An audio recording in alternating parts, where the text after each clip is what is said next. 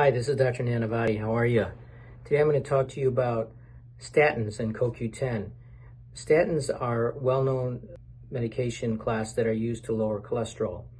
They actually reduce the LDL by 20 to 50%, which is called, the LDL is considered bad cholesterol, and triglycerides come down by about 10 to 20% with the use of statins. Statin medications are, some examples are atorvastatin or Lipitor, rosuvastatin or Crestor, simvastatin, and fluvastatin and pravastatin. So these are some of the examples. Statins act by inhibiting the enzyme coenzyme HMG-CoA reductase. So this is an enzyme that basically forms cholesterol. It synthesizes cholesterol in the liver. So by inhibiting this enzyme HMG-CoA reductase, statins help to reduce cholesterol, specifically LDL cholesterol. There was a study that showed that if you take statins regularly for 5 years, it reduces the incidence of heart attack events by 10%. So statins are generally used in cardiology, especially after coronary artery stenting and people with high LDL cholesterols. The problem with statins is they have side effects, particularly muscle cramps, muscle aches, fatigue, and sometimes even rhabdomyolysis.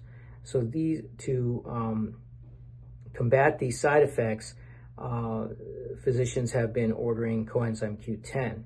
So CoQ10 is a supplement like this. This is one example that is given in conjunction with a statin. There were studies done and to suggest that CoQ10 can lower the incidence of rhabdomyolysis and muscle aches in patients who are taking statins.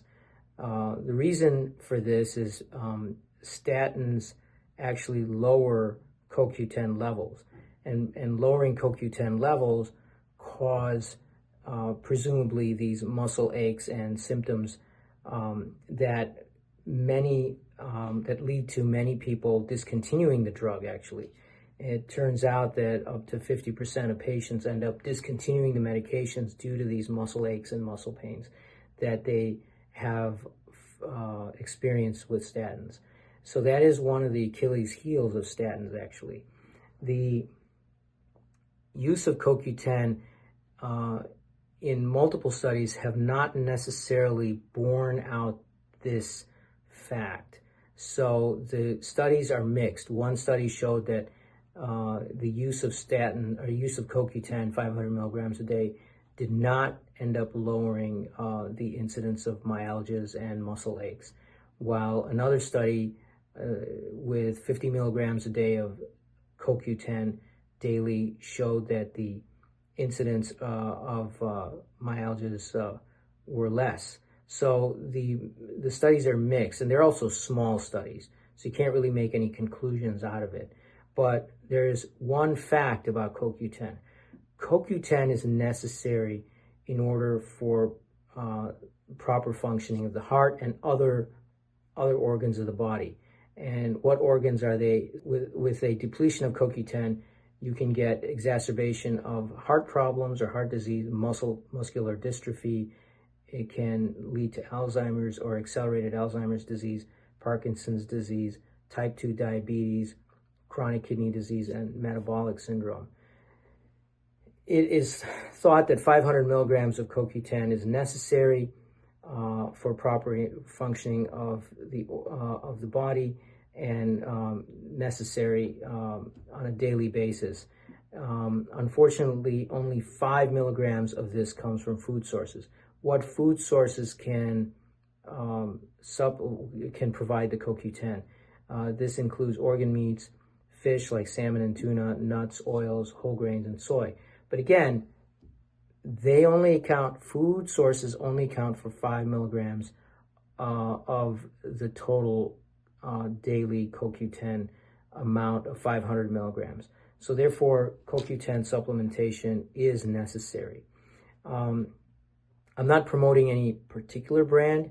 I just think that CoQ10, or ubiquinone as it's known in its pharmacological name, is available in most stores and most pharmacies, and it can be obtained in an outpatient setting. So you don't need a prescription for it. And I would recommend 100 to 300 milligrams a day of CoQ10 if you're taking it, and especially if you're taking statins, because statins will deplete CoQ10. So thank you very much. If you have any further questions, please refer to my website, heartcareforlife.com. Thank you so much for joining me today. Thank you. If you're taking